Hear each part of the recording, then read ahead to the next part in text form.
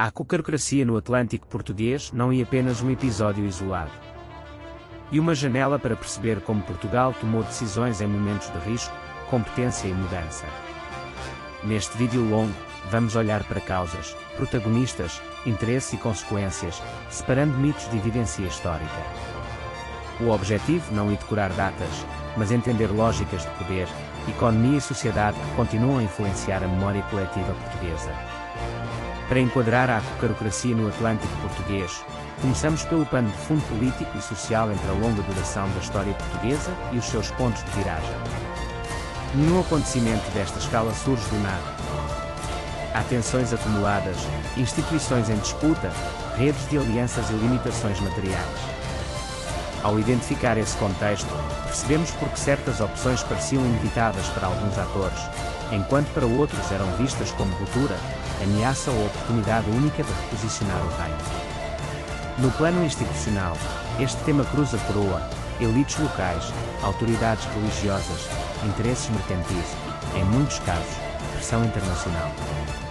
A decisão final quase nunca resultou de uma única vontade. Foi produto de negociação, conflito e cálculo estratégico.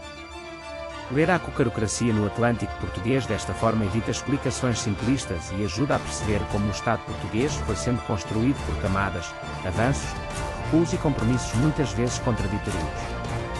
No terreno, os acontecimentos ganharam forma concreta, mobilização de recursos, circulação de informação, uso de propaganda e resposta de diferentes grupos sociais. Em A Cocarocracia no Atlântico Português, o fator humano foi decisivo. Lideranças importaram, mas também importaram burocracias, infraestruturas, financiamento e capacidade logística. Quando esses elementos falharam, surgiram atrasos, perdas e mudanças de estratégia que alteraram o desfecho e redefiniram prioridades políticas. Também importa observar a escala geográfica.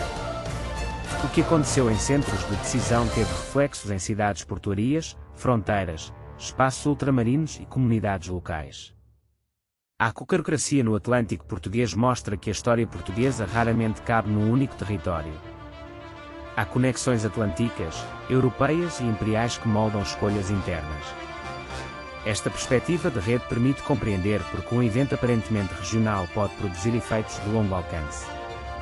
Quando chegamos ao momento de viragem, vemos a combinação de fatores estruturais e acidentais. Em A Cocarocracia no Atlântico Português, pequenas decisões tomadas sob pressão tiveram um impacto desproporcional. Documentos, crônicas e estudos recentes mostram que o resultado não era totalmente previsível. Havia cenários alternativos em aberto. Reconstruir essas possibilidades ajuda-nos a avaliar responsabilidades históricas sem cair em determinismo, celebração cega ou julgamento anacronítico. Depois da viragem, abre-se a fase de reorganização. Instituições tentam estabilizar o sistema, justificar custos e consolidar narrativa pública. Em A Cocarocracia no Atlântico Português, esta etapa foi crucial para definir vencedores, derrotados e memórias oficiais. O que fica nos arquivos, nas leis e nos símbolos nem sempre corresponde ao que grupos subalternos viveram. Por isso, cruzar fontes e perspectivas é essencial para uma leitura histórica mais robusta. No plano econômico, os efeitos prolongam-se para além do episódio principal. Mudam-se prioridades fiscais, rotas comerciais, incentivos produtivos e distribuição de riqueza. A cocarocracia no Atlântico Português liga-se a escolhas de investimento e a formas de dependência externa que podem durar décadas. Ao seguir o rastro do dinheiro e da administração, percebemos melhor quem ganhou margem de manobra, quem ficou mais vulnerável no ciclo político seguinte. No plano social e cultural, a cocarocracia no Atlântico Português deixou marcas em identidades, linguagem política e memória coletiva. Algumas narrativas foram canonizadas em manuais, comemorações e símbolos nacionais, outras foram silenciadas. Revisitar o tema com distância crítica permite corrigir simplificações e incorporar experiências menos visíveis, incluindo mulheres, grupos populares, periferias e atores coloniais que frequentemente aparecem apenas como pano de fundo. A comparação internacional também é útil. Processos semelhantes noutras monarquias e repúblicas ajudam a distinguir o que foi específico de Portugal e o que refletiu tendências globais.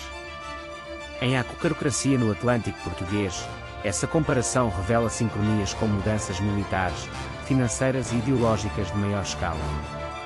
Ao mesmo tempo, evidencia respostas portuguesas originais, condicionadas por dimensão demográfica, recursos disponíveis e posição geoestratégica. Ao fechar o percurso cronológico, podemos medir o legado e limites. A cocarocracia no Atlântico português não resolve sozinho a história nacional, mas ilumina uma cadeia de transformações que atravessa gerações. O impacto real aparece quando ligamos curto, médio e longo prazo, decisão imediata, institucionalização posterior e memória pública. Esta leitura evita a falsa ideia de inevitabilidade e mostra como escolhas políticas abrem ou fecham futuros possíveis. Conclusão: estudar a cocarocracia no Atlântico português com rigor ajuda a compreender Portugal para além de slogans. O passado não é um arquivo morto, e um laboratório de problemas recorrentes sobre poder, legitimidade, recursos e identidade. Se este formato longo te foi útil, seguimos no próximo episódio com a mesma metodologia, contexto, evidência, comparação e explicação clara, para transformar informação histórica em entendimento prático e duradouro.